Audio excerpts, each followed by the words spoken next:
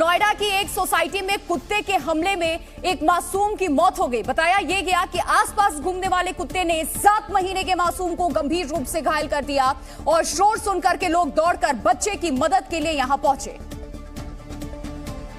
और जब इलाज के लिए भेजे गए मासूम की मौत की खबर आई तो लोगों ने आपा खो दिया और सोसाइटी में ही विरोध जताने के लिए जमा हो गए। लोगों के गुस्से को भांपकर मौके पर पुलिस भी पहुंच गई। स्थानीय लोगों का आरोप है कि बीते कई दिनों से हिंसक कुत्तों के हमले जारी हैं, लेकिन प्रशासन ने कभी कुछ नहीं किया। हस्बैंड को भी बाइट हुआ था, डॉग बाइट, और हमने बोला था, तब से हम लोग रिक्वेस्ट कर रहे हैं। हादसे के बाद गुस्साए लोगों ने दावा किया कि बीते कई साल से कुत्तों का आतंक है, लेकिन उनकी शिकायतों की हमेशा अनदेखी की जाती रही। 4 साल से ये आवारा कुत्ते जो है सोसाइटी में, और यहाँ पे ऐसा लगता है जब कोई कंप्लेन की जाती है तो कुत्ते की जान ज्यादा प्यारी है इंसान की जान से। असल में आवारा कुत्तों के बढ़ते हमलों से लोग लंबे समय से परेशान थे। इसके बाद मासूम की मौत हो गई। आग में घी डालने का काम किया। ये पूरा मामला एक मजदूर परिवार से जुड़ा हुआ है जो इसी सोसाइटी में भवन निर्माण के काम में लगा हुआ था और हमले के वक्त बच्चे को पास के ही मैदान में सुला करके काम कर रहा था। तभी अचानक कुत्तों के शोर और मासूम के रोने की आवाज ने लोगों का ध्यान खींचा और जब कुछ लोग मौके पर पहुंचे तो दिल दहलाने वाली तस्वीर नजर आई। 3 खूंखार कुत्तों ने इस तरह मासूम को नोचा था कि उसकी आंखें बाहर आ गई। स्थानीय लोगों ने फौरन बच्चे को पास के ही अस्पताल में भर्ती कराया, जहां रात को इलाज के दौरान उसकी मौत हो गई। हमारी सोसाइटी में लेबर लगी हुई थी, वो काम कर रहे थे सड़क पे। उनका छोटा सा बच्चा, 7 महीने का बच्चा, उस पे अटैक किया है स्ट्रे डॉग्स ने। गुस्साए लोगों ने रात से ही प्रदर्शन शुरू कर दिया। जहां दिन में नोएडा अथॉरिटी के अफसर पहुंचे तो लोगों ने घेर कर सवाल जवाब शुरू कर दिया। हालांकि अथॉरिटी ने पूरे मामले पर बेबसी ही जताई। चूँकि माननीय न्यायालय के ऐसी गाइडलाइंस है, हम कुत्ते को पूरी तरीके से कहीं से भी डिस्पोजेस नहीं कर सकते हैं। नोएडा अथॉरिटी ने स्थानीय लोगों को गौशाला की तरह कुत्तों के लिए 4 सेंटर चलाने का भरोसा दिया ताकि इस तरह के मामलों को रोका जा सके।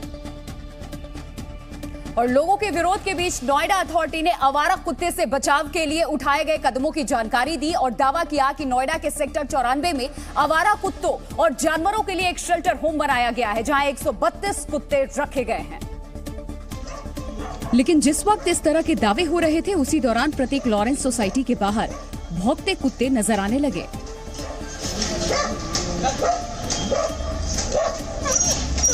भद पिटने से बचने के लिए अथॉरिटी ने गाड़ियों के साथ कुत्तों को पकड़ने वाला दस्ता बुलवाया और स्ट्रीट डॉग की धरपकड़ शुरू की गई। जाल की मदद से कुत्तों को पकड़कर शेल्टर होम भेज दिया गया।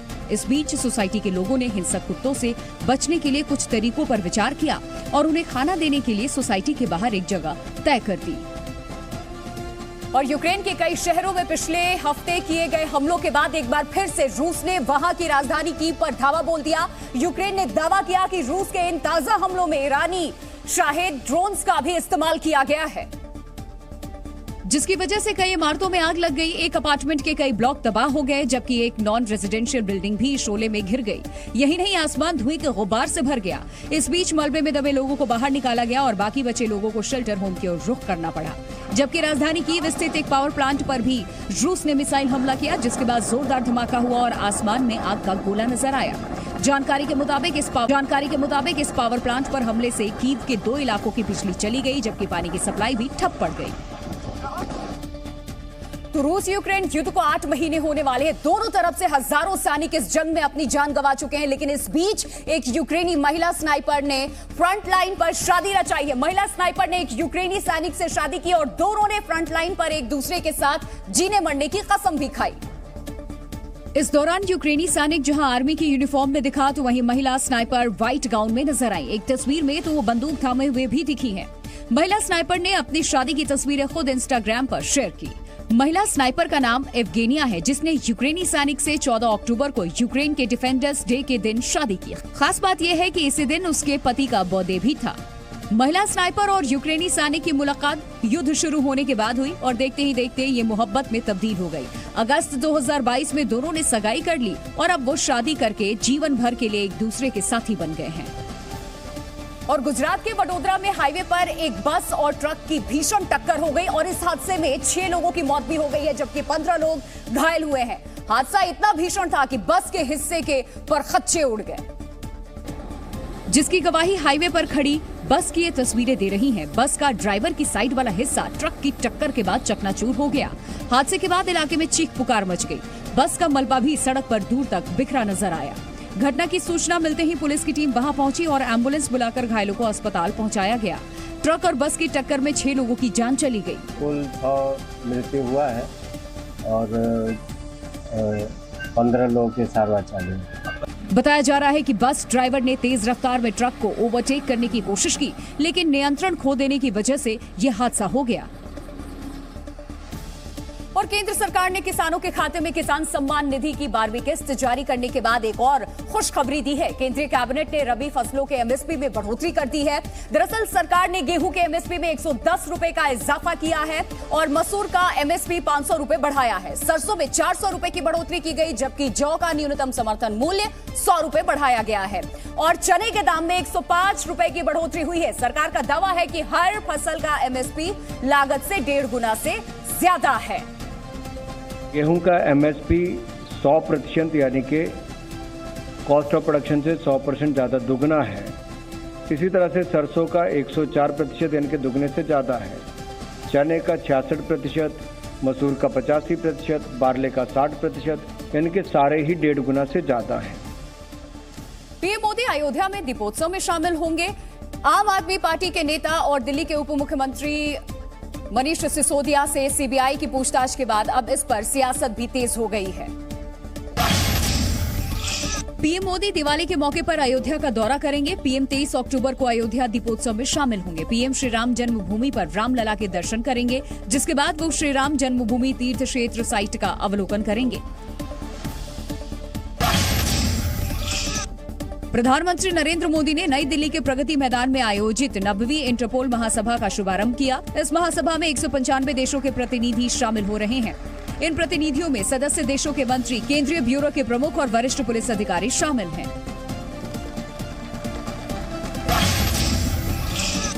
प्रधानमंत्री मोदी 19 और 20 अक्टूबर को गुजरात के दौरे पर रहेंगे। पीएम कल डेफ एक्सपो 2022 का उद्घाटन करेंगे। साथ ही पीएम मोदी राज्य में 15,000 करोड़ रुपए की लागत से बनाई गई कई परियोजनाओं का लोकार्पण और शिलान्यास करेंगे। दिवाली से पहले केंद्र सरकार ने किसानों को बड़ा तोहफा दिया है। सरकार ने रबी की फसलों के लिए न्यूनतम समर्थन मूल्य बढ़ाने की मंजूरी दे दी है। इस फैसले से किसानों को अपनी फसल के लिए ज्यादा दाम मिलेगा। कानपुर में अग्निवीर योजना के तहत 20 अक्टूबर से भर्ती प्रक्रिया शुरू होगी। भर्ती प्रक्रिया 13 जिलों में शुरू होगी, जिसमें 10,000 से ज्यादा अभ्यर्थी शामिल होंगे। और आम आदमी पार्टी के नेता और दिल्ली के उप मुख्यमंत्री मनीष सिसोदिया से सीबीआई की पूछताछ के बाद अब इस पर सियासत भी हो गई है शुरू, जिसकी शुरुआत खुद मनीष सिसोदिया ने की है। जो गुजरात दौरे पर निकलने से पहले जब मीडिया के सामने आए तो उनके चेहरे पर साफ साफ तनाव नजर आया और उन्होंने एक बार फिर वो आरोप दोहरा दिया जो कथित शराब घोटाले की सीबीआई जांच शुरू होने के बाद उन्होंने लगाए थे। कल का मुझे बुलाने का मकसद वहाँ यही था कि मुझे इस बात के लिए डराया जाए कि किसी तरह से मैं आप छोड़ने को तैयार हो जाऊं, मैं किसी तरह से बीजेपी में शामिल होने को तैयार हो जाऊं। सिसोदिया के चेहरे पर ना तो एक दिन पहले वाली वो मुस्कान थी और ना ही वो पटका, जिसे गले में डालने के बाद उनकी पार्टी के लोगों ने भगत सिंह से उनकी तुलना शुरू कर दी थी। कॉमन था तो उनका आरोप जो सीबीआई की 9 घंटे की पूछताछ के बाद बाहर निकलते ही उन्होंने लगाए थे। साइड में मुझ पर दबाव बनाया गया कि आप छोड़ दो, आप में क्यों हो? मैंने कहा क्यों? बोले ये केस आपके ऊपर ऐसे चलते रहेंगे, नहीं तो मैंने कहा इस केस में तो है नहीं, ये तो खत्म हो जाएंगे। तो मुझे कहा गया कि साइड में कि सत्येंद्र जैन के पास कौन से केस हैं, सत्येंद्र जैन के ऊपर कौन से सच्चे केस हैं। सीबीआई की पूछताछ को लेकर मनीष सिसोदिया के ऐसे आरोपों से पलड़ा झाड़ने में जांच एजेंसी ने रत्ती भर भी देरी नहीं लगाई। सीबीआई ने साफ साफ कहा कि वो एक प्रोफेशनल एजेंसी है और दिल्ली के उप मुख्यमंत्री से जो भी पूछताछ की गई है वो कानूनी दायरे में की गई है। सीबीआई ने तो यहां तक दावा किया है कि जरूरत पड़ने पर मनीष सिसोदिया से फिर से पूछताछ की जा सकती है। लेकिन मनीष सिसोदिया को सीबीआई की जांच में केवल साजिश दिखी और उन्होंने दोहराया कि नई एक्साइज पॉलिसी को लेकर जांच के बहाने बीजेपी के इशारे पर ऑपरेशन लोटस चलाया जा रहा है। तो सीबीआई के ऑफिसर्स ऑफ कोर्स सरप्राइज होगा लोगों को अगर सीबीआई प्रेस रिलीज जारी करेगी हाँ जी हमने ऑपरेशन लोटस किया था।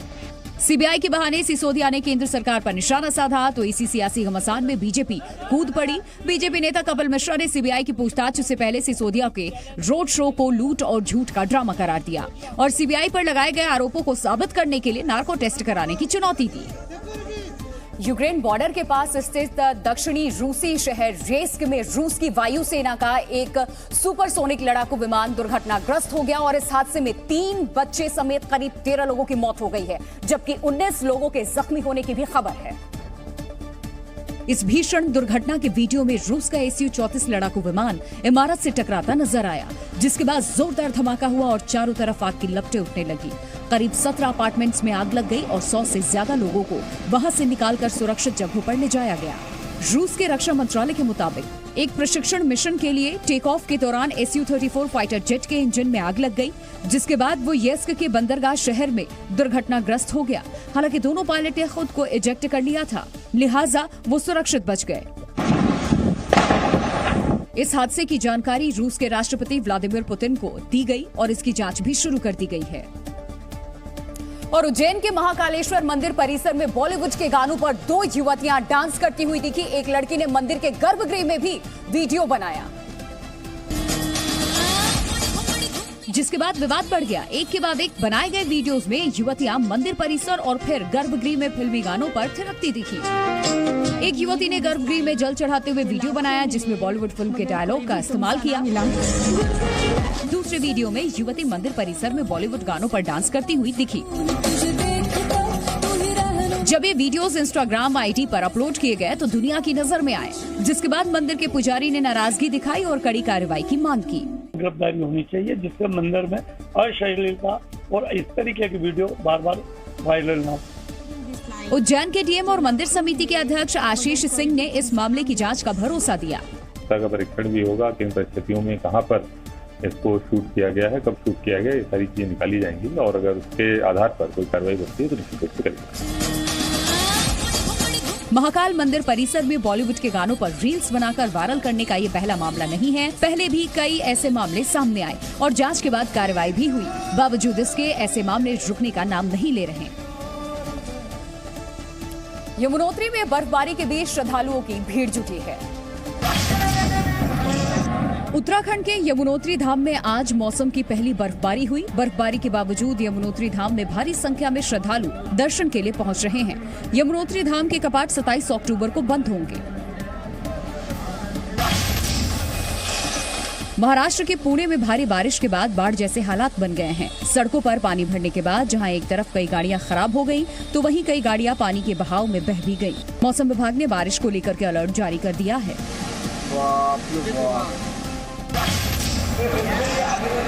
भारी बारिश के बाद पुणे रेलवे स्टेशन का बुरा हाल है। एक वीडियो सामने आया है जिसमें प्लेटफॉर्म पर पानी भरा नजर आ रहा है। वहीं कई यात्री पानी के बीच इंतजार करते नजर आ रहे हैं। महाराष्ट्र के बारामती में भारी बारिश के चलते करहा नदी का जलस्तर लगातार बढ़ रहा है। जलस्तर बढ़ने के कारण निचले इलाकों में जलभराव की स्थिति बनी हुई है। हालातों को देखते हुए प्रशासन ने लोगों को सुरक्षित जगह जाने की सलाह दी है। उत्तराखंड के केदारनाथ में गरुड़ चट्टी के पास एक हेलीकॉप्टर दुर्घटनाग्रस्त हो गया और इस हादसे में हेलीकॉप्टर में सवार सभी 7 लोगों की मौत हो गई। मरने वालों में हेलीकॉप्टर का पायलट भी शामिल है। यह हादसा तब हुआ जब हेलीकॉप्टर में सवार श्रद्धालु केदारनाथ के दर्शन कर लौट रहे थे। हादसे के बाद पहाड़ों के बीच जमीन पर हेलीकॉप्टर का मलबा बिखर गया और इनके कई हिस्से आग की लपटों में घिरे नजर आए। उसमें 6 यात्री थे और एक पायलट थे। अभी सभी का सब डेथ जो है कंफर्म हो गया है। हादसे की खबर मिलने के बाद मुख्यमंत्री पुष्कर सिंह धामी ने इसकी जांच के आदेश दे दिए, लेकिन पहली नजर में खराब मौसम को दुर्घटना की वजह बताया जा रहा है। वो पूरा इंक्वायरी के बाद जो है हमें स्पष्ट पता चलेगा कि विजिबिलिटी खराब होने के बाद वो क्या कहीं पे टकराया गया है या क्या है। ये इन्फॉर्मेशन जो है बाद में इंक्वायरी के बाद पता चलेगा। जो जानकारी मिली उसके मुताबिक मृतकों में बच्चियां भी हैं जो गुजरात के भावनगर की रहने वाली थी। धुंध साफ हो रही है।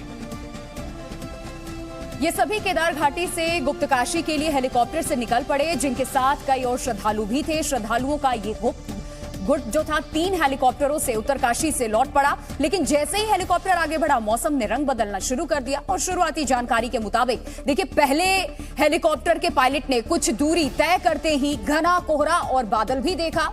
और इसकी सूचना रेडियो संदेश के जरिए दी। इस पायलट ने हेलीकॉप्टर को आगे ले जाने से मना कर दिया। ये संदेश तीनों एविएशन के पास पहुंचे और आगे के 2 हेलीकॉप्टर संदेश मिलते ही घूमकर लौट आए, लेकिन तीसरा हेलीकॉप्टर जब घूमने लगा तो पहाड़ से टकरा गया और पहाड़ से टकराते ही हेलीकॉप्टर हादसे की चपेट में आ गया। देखिए, हादसे की चपेट में आने वाले हेलीकॉप्टर आर्यन कंपनी का था और जैसे ही हादसा हुआ उसके फौरन बाद केदारनाथ वैली में सभी निजी कंपनियों की उड़ानों को तुरंत रोक दिया गया और राहत बचाव के लिए एसडीआरएफ और एनडीआरएफ की टीम को मौके के लिए रवाना कर दिया गया। लेकिन राहत बचाव टीम के लिए ज्यादा कुछ बचा ही नहीं था। प्रशासन ने हादसे का वक्त सुबह करीब 11:15 बजे बताया। दुर्घटना की जांच के बाद इसकी रिपोर्ट डीजीसीए को और भारत सरकार को सौंपी जाएगी। लेकिन इस बीच जानलेवा हादसे पर शोक संदेश आने शुरू हो गए। प्रधानमंत्री नरेंद्र मोदी ने हेलीकॉप्टर हादसे पर दुख जताया और दुख के इस घड़ी में खुद को पीड़ित परिवार के साथ बताया। पीएम मोदी के साथ ही गृह मंत्री अमित शाह, बीजेपी अध्यक्ष जेपी नड्डा और यूपी के मुख्यमंत्री योगी आदित्यनाथ ने भी हादसे पर दुख जताया। 1983 में वर्ल्ड कप जीतने वाली भारतीय टीम के सदस्य रहे रोजर बिन्नी को निर्विरोध बीसीसीआई का नया अध्यक्ष चुन लिया गया है। बिन्नी बीसीसीआई में सौरव गांगुली की जगह लेंगे, जिसका ऐलान आज मुंबई में हुई बीसीसीआई की सालाना आम बैठक में किया गया। इस बैठक में बीसीसीआई के पदाधिकारियों और सदस्यों ने हिस्सा लिया। बिन्नी के अध्यक्ष चुने जाने के साथ ही सौरव गांगुली का कार्यकाल खत्म हो गया। गांगुली ने बीसीसीआई के नए अध्यक्ष को शुभकामनाएं दी। I wish Roger all the best. So they'll take this. The new group will take BCCI forward. You know, BCCI is in great hands. You know, Indian cricket is strong, so I wish them all the luck. BCCI की सालाना आम सभा की बैठक में नए अध्यक्ष Roger Binni के साथ मोहम्मद अजहरुद्दीन, राजीव शुक्ला, जय शाह भी शामिल हुए। तो बैठक के बाद बीसीसीआई ने नव निर्वाचित पदाधिकारियों की लिस्ट भी जारी की, जिसके मुताबिक 67 साल के पूर्व क्रिकेटर रोजर बिन्नी निर्विरोध बीसीसीआई के 36वें अध्यक्ष बन गए। राजीव शुक्ला को नया उपाध्यक्ष चुन लिया गया। गृह मंत्री अमित शाह के बेटे जय शाह को दोबारा बोर्ड का सचिव चुना गया। देवजीत सैकिया को संयुक्त सचिव और महाराष्ट्र बीजेपी के नेता आशीष शेलार को कोषाध्यक्ष चुना गया। और अमेरिका के फ्लोरिडा में एक मकान की छत पर विमान के टुकड़े नजर आए, जहां एक छोटा विमान उड़ान भरने के कुछ ही देर बाद फ्लोरिडा के मिरामा शहर में हादसे का शिकार हो गया और एक मकान से टकराते हुए वहीं गिर गया। ड्रोन से ली गई तस्वीरों में दिखा कि ये विमान सीधा जाकर रिहायशी इलाके में गिर गया। इस हादसे में पायलट समेत 2 लोगों की मौत हो गई। हादसे की जानकारी के बाद वहां पहुंचे फायर फाइटर्स घटना वाली जगह का मुआयना करते दिखाई दिए। ये हादसा वहां स्थित नॉर्थ पेरी एयरपोर्ट के पास हुआ। चश्मदीदों के मुताबिक ये विमान उड़ रहा था, तभी अचानक उसका इंजन रुक गया और आवाज आनी बंद हो गई। देखते ही देखते विमान मकान की छत पर जा गिरा। विमान से तेल रिसाव की वजह से आसपास के घरों को भी एहतियातन खाली करवाया गया। Homes in this area, approximately 6 homes do not have any power and everyone inside has been evacuated as a precaution. विमान के क्रैश होने की वजह अभी पता नहीं चल पाई है। कुख्यात गैंगस्टर लॉरेंस बिश्नोई और बम्बीहा ग्रुप से जुड़े लोगों पर एनआईए ने शिकंजा कसना शुरू कर दिया है। एनआईए ने बिश्नोई और बम्बीहा ग्रुप से जुड़े गैंगस्टर्स के करीब 50 सट्टों पर छापेमारी की है। एनआईए की टीम दिल्ली से राजस्थान के भरतपुर पहुंची। 20 से 25 गाड़ियों के काफिले को देख भरतपुर के मेवात इलाके में हड़कंप मच गया। भरतपुर में पिछले दिनों हथियार बनाने की 2 अवैध फैक्ट्रियां पकड़ी गई थी, जहां भारी मात्रा में अवैध हथियार मिले थे। यही नहीं, चूरू के राजगढ़ में भी लॉरेंस और बंगबीहा गैंग के गुर्गे की तलाश में एनआईए की टीम ने दबिश दी। यहाँ गैंगस्टर संपत नेहरा के घर पर छापेमारी की गई। 30 लोग लॉरेंस बिश्नोई गैंग के और 10 संपत नेहरा गैंग के गिरफ्तार किए हैं। राष्ट्रीय जांच एजेंसी ने राजस्थान के कुल 4 जिलों में रेड डाली। बिश्नोई को सपोर्ट करने वाले व्यापारियों और बदमाशों पर एक्शन लिया गया। तो एनआईए की इस छापेमारी को गैंगस्टर के आतंकी गठजोड़ और देश विदेश में फैले ड्रग्स के अवैध कारोबार पर नकेल कसने के तौर पर देखा जा रहा है। और यही वजह है कि सिर्फ राजस्थान ही नहीं बल्कि एनआईए ने दिल्ली, हरियाणा और पंजाब में भी छापेमारी की। हरियाणा के 10 जिलों और पंजाब के 4 जिलों में एनआईए ने दबिश दी है। जबकि कौशल और लॉरेंस बिश्नोई गैंग में काम कर चुके झज्जर के कुख्यात बदमाश नरेश उर्फ सेठी के घर पर भी रेड डाली गई। सुबह 4 बजे ही एनआईए की टीम नरेश के घर पर पहुंच गई। इस दौरान नरेश के सभी परिजनों को एक कमरे में बिठा करके काफी देर तक पूछताछ की गई। टीम ने उसके घर की तलाशी भी ली। जो 4 घंटे के करीब सर्च अभियान चलाया गया और सर्च अभियान के तहत जो NIA ने अपनी रिपोर्ट तैयार करके वो ले गए हैं। गैंगस्टर नरेश सेट्टी हत्या, फिरौती समेत दूसरे कई संगीन अपराधों में शामिल रहा है। वो लॉरेंस बिश्नोई और दूसरे गैंग के साथ भी जुड़ा रहा है। फिलहाल नरेश उर्फ सेट्टी दिल्ली की तिहाड़ जेल में बंद है। NIA ने संबंधित राज्यों की पुलिस से लॉरेंस बिश्नोई, बम्बिहा ग्रुप और दूसरे गैंगस्टर के मददगारों की पूरी लिस्ट ली, जिसके बाद से ही इन सभी पर नजर रखी जा रही थी। और यूरोप के छोटे से देश जॉर्जिया में पहाड़ियों के बीच हवा में लटकता एक रेस्ट्रो बनाया गया है। जॉर्जिया के साल्का शहर में बना ये रेस्ट्रो जमीन से करीब 900 फीट की ऊंचाई पर है, जिसके दोनों छोर लोहे के मजबूत केबल के सहारे दोनों तरफ के पहाड़ों से जुड़े हैं। इसे बनाने वाली कंपनी ने इस रेस्ट्रो का नाम क्राउन ज्यूल रखा है, क्योंकि दूर से देखने पर ये हीरे जैसा ही दिखता है। इस रेस्ट्रो तक पहुंचने के लिए पहाड़ियों के दोनों तरफ से कांच के पुल बनाए गए हैं, जिन पर चलते हुए घाटी के खूबसूरत नजारे देखे जा सकते हैं। इस रेस्ट्रो तक लोहे के केबल पर साइकिल चलाकर भी पहुंचा जा सकता है। साइकिल से रेस्ट्रो तक जाने के लिए सुरक्षा के भी पूरे इंतजाम किए गए हैं। साइकिल चलाने वाले व्यक्ति को सेफ्टी पुली की मदद से ऊपर की केबल से जोड़ा जाता है और फिर उसे साइकिल पर बिठाकर रेस्ट्रो की ओर रवाना किया जाता है। ये रेस्ट्रो कुछ महीने पहले ही खुला है और तब यहाँ जमकर आतिशबाजी की गई थी। रेस्ट्रो में एक समय में तय लोगों को ही एंट्री दी जाती है ताकि इस पर ज्यादा बोझ न पड़े। और यही वजह है कि इस खूबसूरत रेस्ट्रो में कुदरत के बीच बैठकर लजीज पकवानों का आनंद लेने के लिए पहले से बुकिंग करवानी पड़ती है। इस हैंगिंग ग्लास रेस्ट्रो को इजराइल और जॉर्जिया में काम करने वाली कंपनी कास ग्रुप ने बनवाया है। ये रेस्ट्रो जॉर्जिया की डाशबाशी नाम की गहरी घाटी के दोनों सिरों को जोड़ते हुए बनाया गया है। पूरी तरह पारदर्शी कांच से बना ये रेस्ट्रो जमीन से 900 फीट की ऊंचाई पर है। रेस्ट्रो तक पहुंचने के लिए बनाए गए कांच के पुल की लंबाई 787 फीट है। इस रेस्ट्रो का निर्माण 2019 में शुरू हुआ था और ये 3 साल में बनकर के तैयार हुआ है। इस शानदार हैंगिंग रेस्ट्रो को बनाने में 330 करोड़ रुपए की लागत भी आई है। और कांग्रेस की भारत जोड़ो यात्रा के 41 दिन पूरे हो गए। राहुल गांधी ने भारत जोड़ो यात्रा के 41वें दिन आंध्र प्रदेश के कुर्नूल से पदयात्रा शुरू की। इस दौरान कई कार्यकर्ता उनके साथ रहे। कांग्रेस पार्टी की भारत जोड़ो यात्रा तमिलनाडु के कन्याकुमारी से शुरू हुई थी, जिसका समापन जम्मू कश्मीर में होगा।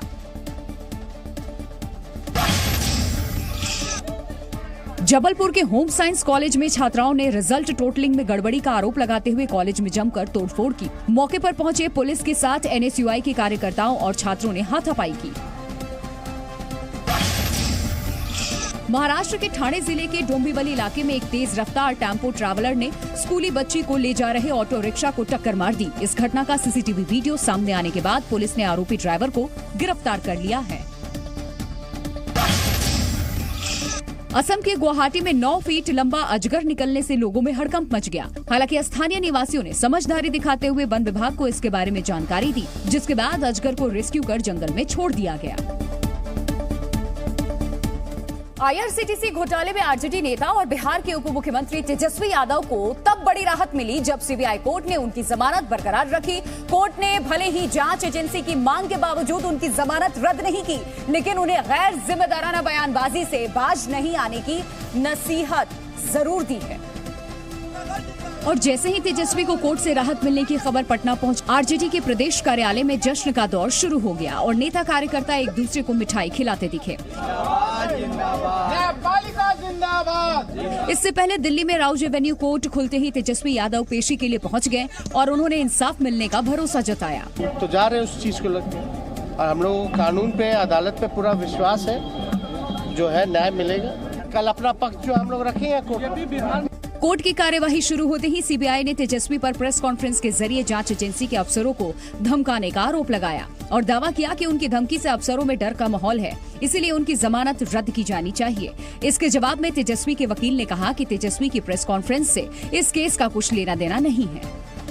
दोनों पक्षों की दलील सुनने के बाद कोर्ट ने तेजस्वी को नसीहत दी और चेताया कि आगे से ऐसा कोई बयान नहीं दे।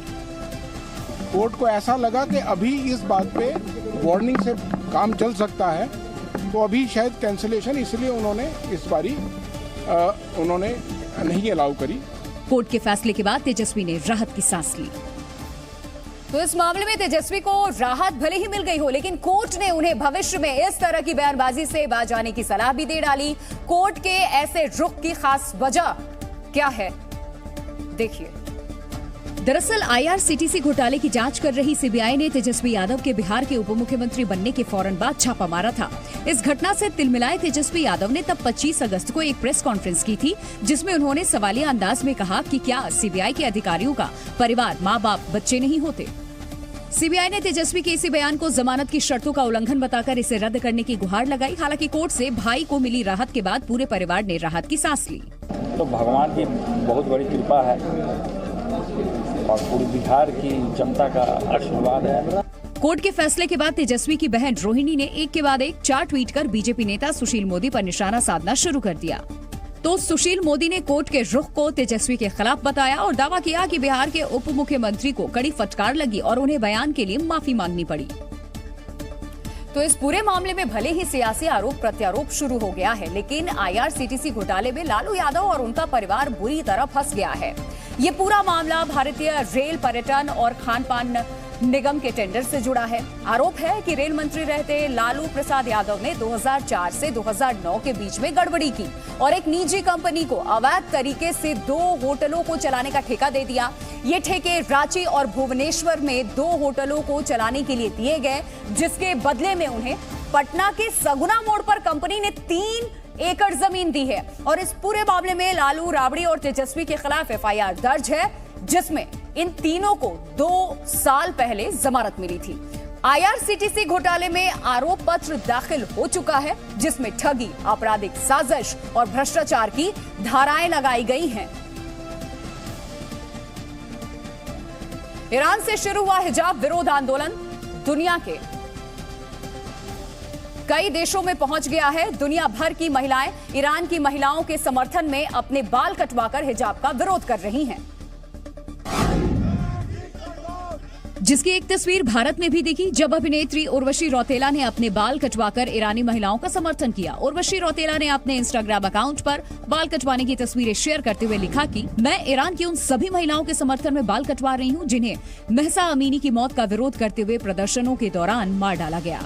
ईरान में वहां की सरकार की तमाम कोशिशों के बाद महिलाओं का विरोध जारी है। ईरान के शहर कुर्द में इस्लामिक आजाद यूनिवर्सिटी के बाहर लोगों ने विरोध प्रदर्शन किया और जबरदस्त नारेबाजी की। प्रदर्शनकारियों में ज्यादातर छात्राएं नजर आईं। उधर टर्की के इस्तांबुल में ईरानी कॉन्सुलेट के बाहर बड़ी तादाद में लोग इकट्ठा हुए और ईरान सरकार के खिलाफ प्रदर्शन किया।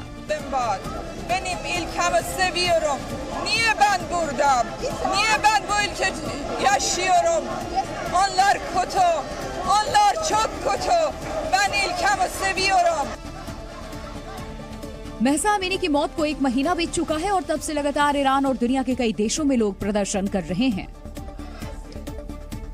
एक तरफ पाकिस्तान की आर्थिक हालत खस्ता है, तो दूसरी तरफ पाकिस्तान की सियासी जंग रोज नई करवट ले रही है। लेकिन इसी बीच पाकिस्तान के पूर्व वित्त मंत्री मिफ्ताह इस्माइल ने भारत की तारीफों के पुल बांधे और अपने देश की मौजूदा स्थिति से पर्दा उठाने का इन्होंने काम किया।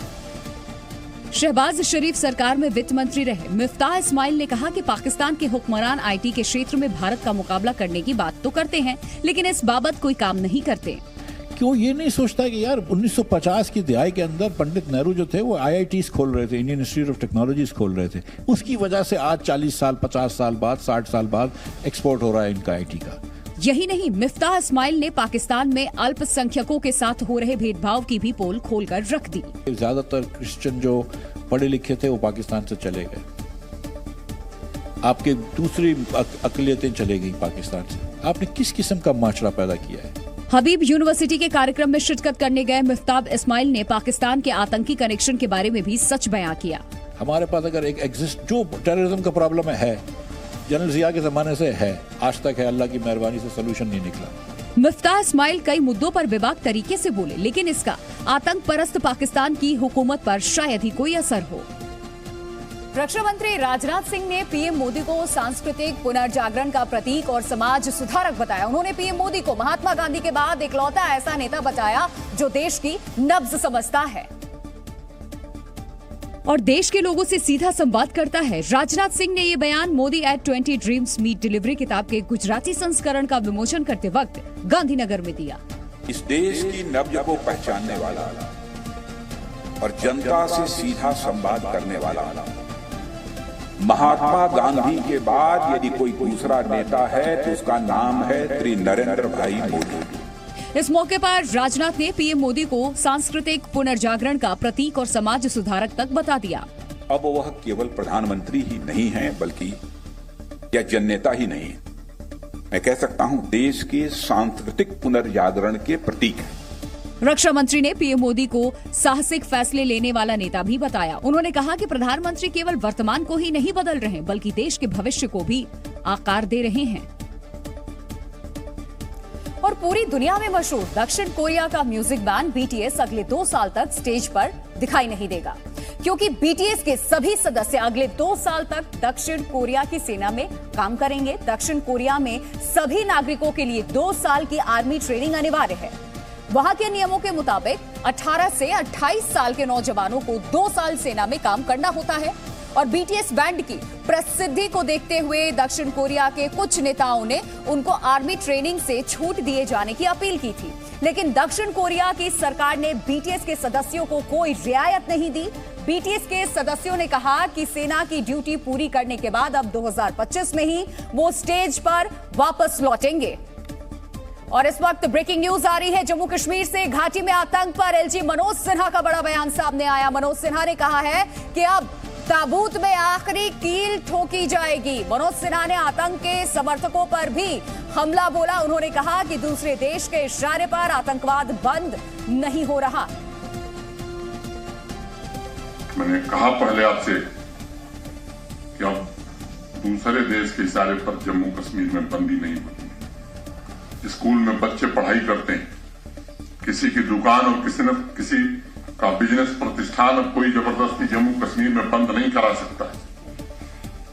आम आदमी अमन चैन से रोजी रोटी कमाए, इसकी व्यवस्था करने में हम सफल हुए। टेरर फंडिंग और रिक्रूटमेंट पर काफी हद तक अंकुश लगा है। बीसीसीआई को अपना नया अध्यक्ष मिल गया है। भारत के पूर्व क्रिकेटर रोजर बिन्नी भारतीय क्रिकेट कंट्रोल बोर्ड यानी कि बीसीसीआई के अगले अध्यक्ष होंगे। रोजर बिन्नी को सौरव गांगुली की जगह अगले बीसीसीआई अध्यक्ष के रूप में नियुक्त किया गया है। अमृतसर में बीएसएफ के जवानों ने पाकिस्तान की ड्रग्स भेजने की नापाक साजिश को फिर नाकाम किया। बीएसएफ के जवानों ने ड्रग्स ला रहे एक पाकिस्तानी ड्रोन को मार गिराया। बीते 4 दिनों में ड्रोन से घुसपैठ का ये तीसरा मामला है। बिजनौर में सरकारी जमीन से कब्जा हटाने गई प्रशासन की टीम पर ग्रामीणों ने पथराव किया। घटना के बाद पुलिस ने 80 लोगों के खिलाफ मुकदमा दर्ज कर लिया है।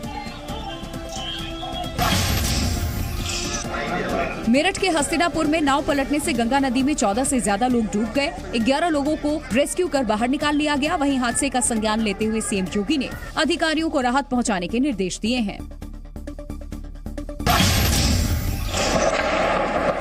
रूस के येस्क शहर में फाइटर प्लेन क्रैश होने की खौफनाक तस्वीरें सामने आई। बीते दिन रिहायशी इलाके में फाइटर प्लेन क्रैश होने से बिल्डिंग में आग लग गई थी। इस हादसे में अब तक 13 लोगों की मौत हो गई है। आतंकवाद के मुद्दे पर पाकिस्तान एक बार फिर बेनकाब हो गया। इंटरपोल की जनरल असेंबली में शामिल होने आया पाकिस्तानी डेलीगेशन पत्रकारों के सवालों से मुंह छुपाता दिखा है। जब पाकिस्तानी डेलीगेशन से भारत के मोस्ट वांटेड अपराधी दाऊद इब्राहिम को लेकर के सवाल पूछा गया तो उन्हें कोई जवाब नहीं सूझा। पाकिस्तानी डेलीगेशन ने मुंह पर ताला लगा लिया। सर, आप इंटरपोल के असेंबली में आए हैं, दाऊद इब्राहिम को लेकर कुछ कहना चाहेंगे, कुछ बताना चाहेंगे? दाऊद इब्राहिम को लेकर आपका क्या रिएक्शन क्या है सर? आप कोई रिएक्शन सर आप देना चाहेंगे सर? पत्रकार बार बार दाऊद के पाकिस्तान में मौजूदगी को लेकर सवाल पूछते रहे। ये भी सवाल हुआ कि क्या पाकिस्तान दाऊद को भारत को सौंपेगा, लेकिन पाकिस्तानी डेलीगेट्स के मुंह से एक शब्द नहीं निकला। क्या आप भारत को सौंपेंगे sir? Sir please reply sir. पत्रकारों ने आतंकवाद पर भी सवाल पूछे, लेकिन पाकिस्तानी डेलीगेट्स चुपचाप निकल गए। और दिल्ली में हो रहे इंटरपोल की जनरल असेंबली का पीएम मोदी ने उद्घाटन किया और इस बैठक में दुनिया इस मौके पर उन्होंने बिना नाम लिए पाकिस्तान पर भी निशाना साधा और कहा कि आतंकवाद के लिए कोई सुरक्षित जगह नहीं होनी चाहिए। पीएम मोदी ने उन खतरों को भी गिनाया जिनका सारी दुनिया सामना कर रही है। There are many harmful globalized threats that the world faces. Terrorism, corruption, drug trafficking, poaching and organized crime. PM Modi ने इन खतरों से निपटने के लिए सारी दुनिया को साथ आने की अपील की। When threats are global, the response cannot be just local. It is time, and it is high time, that the world comes together to defeat these threats. PM Modi ने इंटरपोल जनरल असेंबली के मौके पर एक डाक ticket और 100 रुपए का सिक्का भी जारी किया। मध्य प्रदेश में दवा के पर्चे में श्रीहरि लिखने के सुझाव पर सियासी संग्राम छिड़ गया है। विपक्ष ने सरकार पर धर्म के नाम पर लोगों को बांटने का बड़ा आरोप लगा दिया है, क्योंकि मुख्यमंत्री शिवराज सिंह ने हिंदी में पर्चा लिखने की शुरुआत श्रीहरि से करने की सलाह दी थी। क्रोसिन लिखना है तो क्रोसिन हिंदी में नहीं लिखी जा सकती है, उसमें क्या दिक्कत है? ऊपर श्रीहरि लिखो और क्रोसिन। एमबीबीएस की पढ़ाई हिंदी में कराने पर विपक्ष भले ही मुखर न हो पाया हो, लेकिन उसने शिवराज के श्रीहरि लिखने के बयान को लपक लिया। कांग्रेस ने सरकार पर लोगों को धर्म के नाम पर बांटने का आरोप लगा दिया। हिंदू डॉक्टर है, श्रीहरि लिखेगा, ये घोषणा और साथ में करनी थी कि यदि मुस्लिम डॉक्टर है तो अपने अल्लाह का नाम लिख सकता है, यदि ईसाई डॉक्टर है तो ईसा मसीह का नाम लिख सकता है, यदि सिख है तो गुरु नानक का। श्रीहरि के साथ पर्चा लिखने की शुरुआत करने के सुझाव पर विपक्ष ही नहीं, मुस्लिम संगठनों ने भी सवाल उठाए। उन्होंने सरकार से मांग की कि मुस्लिम डॉक्टरों को भी अपने धर्म के मुताबिक पर्चा लिखने की छूट मिले, ताकि सब धर्म के लोग के साथ बराबरी का बर्ताव हो सके। ऑल इंडिया उलमा बोर्ड ने श्रीहरि लिखने पर ऐतराज जताया और मांग की है कि मुस्लिम डॉक्टरों को हवा अल शाफी लिखने की इजाजत मिले, क्योंकि सीएम किसी एक समुदाय के नहीं है। ऐतराज है इस बात के ऊपर। हम उनसे मांग भी करते हैं कि अगर आप ऐसा कर रहे हैं तो आप फिर मुस्लिम कम्युनिटी कहाँ जाएगी? मुस्लिम डॉक्टर भी लिखेंगे हवा शाफी। अनस अली ने कहा है कि श्रीहरि या कुछ और लिखने पर फोकस करने के बजाय हमें हॉस्पिटल की सुविधाएं बढ़ाने पर ध्यान देना चाहिए। दरअसल सीएम शिवराज सिंह चौहान के सुझाव के बाद डॉक्टरों ने हिंदी में पर्चा लिखने की शुरुआत भी कर दी और कुछ डॉक्टर्स ने इन पर्चे की शुरुआत श्रीहरि से भी कर दी है, जिनमें सतना के डॉक्टर सर्वेश सिंह भी शामिल हैं। कोटर कस्बे में कम्युनिटी हेल्थ सेंटर में तैनात डॉक्टर सर्वेश सिंह न केवल हिंदी में दवाई, खुराक और बीमारी लिखी, बल्कि शुरुआत श्रीहरि से भी की। माननीय मुख्यमंत्री महोदय जी के स्पीच को सुनकर मैंने इसको कल से ही अप्लाई कर दिया।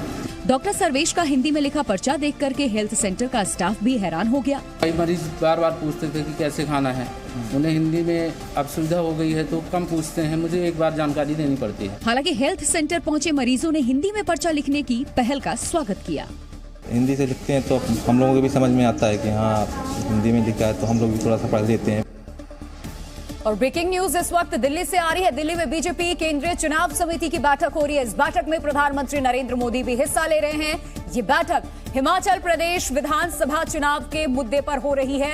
इस बैठक में गृह मंत्री अमित शाह भी शामिल हैं, साथ ही बीजेपी अध्यक्ष जेपी नड्डा भी मौजूद है। सूत्रों के मुताबिक इस बैठक में हिमाचल प्रदेश के लिए उम्मीदवारों के नाम पर चर्चा हो सकती है।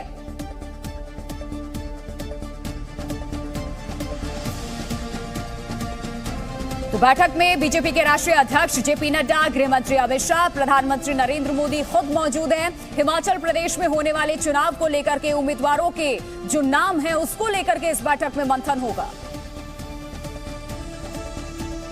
और गुजरात के गांधीनगर में 12वें डिफेंस एक्सपो की शुरुआत हुई है।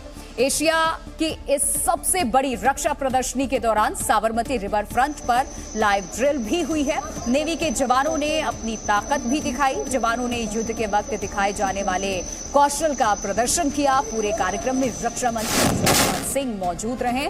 इस मौके पर भारतीय नौसेना के बैंड ने भी शानदार प्रस्तुति दी।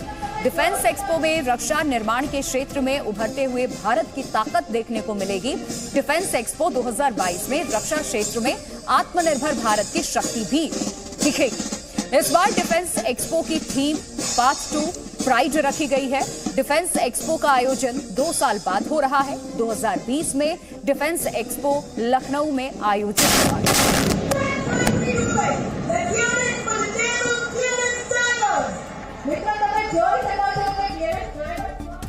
और अमेरिका के वॉशिंगटन प्रांत का एक हिस्सा सफेद धुएं की चादर में लिपटा दिखाई दिया। अमेरिका के पश्चिमी तट पर जंगलों में बीते कई दिनों से भीषण आग लगी हुई है। जहां से उठते धुएं ने वॉशिंगटन प्रांत के एक बड़े हिस्से को अपनी चपेट में ले लिया। दूर से ली गई तस्वीरों में जंगल के पेड़ मशाल की तरह जलते दिखे और पूरे आसमान में सिर्फ धुआं नजर आया। आग बुझाने में जुटे दमकल कर्मियों का कहना है कि तेज हवाओं की वजह से आग पर काबू पाना मुश्किल हो गया। वॉशिंगटन के जंगलों की ये आग महज 154 एकड़ एरिया में लगी थी, जो हवा चलने की वजह से अब 2000 एकड़ एरिया में फैल गई। हेलीकॉप्टर की मदद से पानी बरसा करके आग बुझाने की कोशिश की जा रही है।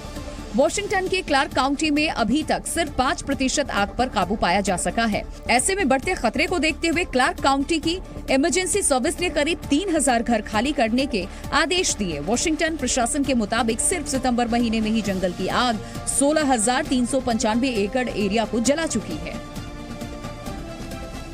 अगले साल पाकिस्तान में होने वाले एशिया कप के आयोजन पर संकट के बादल मंडराने लगे हैं, क्योंकि बीसीसीआई के सेक्रेटरी जय शाह ने साफ कर दिया है कि भारतीय क्रिकेट टीम पाकिस्तान में एशिया कप खेलने नहीं जाएगी। मुंबई में बीसीसीआई की सालाना बैठक में ये फैसला लिया गया। जय शाह ने ये भी कहा कि भारत न्यूट्रल वेन्यू यानी कि पाकिस्तान के अलावा किसी भी दूसरी जगह खेलने के लिए तैयार है। जय शाह के इस बयान के बाद कयास लगाए जा रहे हैं कि एशिया कप का आयोजन पाकिस्तान की बजाय कहीं और भी हो सकता है। एशिया कप के जरिए करीब 10 साल बाद पाकिस्तान में इंटरनेशनल टूर्नामेंट आयोजित करने का मौका मिला है, लेकिन वो भी संकट में पड़ गया है। भारतीय क्रिकेट ने आखिरी बार 2008 में पाकिस्तान में कोई मैच खेला था और इसके बाद 2008 में मुंबई में हुए आतंकी हमलों के बाद भारतीय टीम पाकिस्तान में खेलने नहीं गई। ब्रिटिश प्रधानमंत्री का पद संभालने के लगभग 40 दिन बाद ही लीज ट्रस की कुर्सी डबाडोल हो गई है।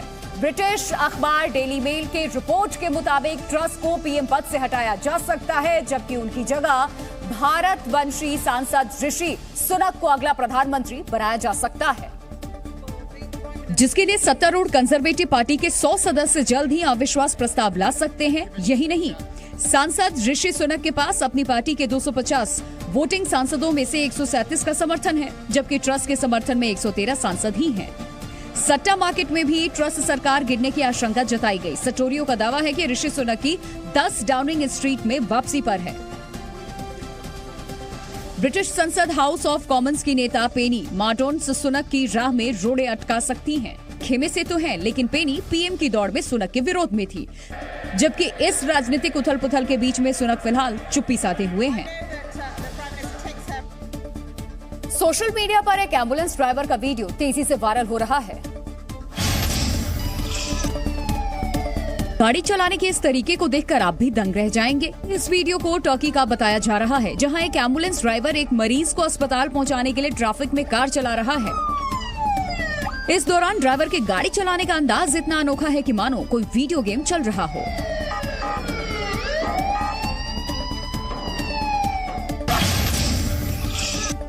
सर्दियों के मौसम से पहले आपने कई लोगों को ऊन के स्वेटर और मफलर बुनते देखा होगा, लेकिन अब ऊन से डिजाइनर जूते भी बनने लगे। फैशन के इस जमाने में हाथों से बुनाई की तकनीक बदली नहीं है और शायद यही वजह है कि सोशल मीडिया पर लोगों को ये वीडियो काफी पसंद आ रहा है। सोशल मीडिया पर माउंटेन बाइकिंग का ये वीडियो काफी वायरल हो रहा है। वीडियो में बाइक एक पहाड़ को पार करती नजर आ रही है। खड़ी चढ़ाई होने के बावजूद बाइक सवार ने बड़ी ही आसानी से इसे पार कर लिया। सीमेंट की एक बोरी उठाना बेहद मुश्किल काम है, लेकिन वायरल वीडियो में ये शख्स एक नहीं, दो नहीं, बल्कि पूरी 7 बोरियां एक साथ अपने कंधे पर उठाता दिख रहा है।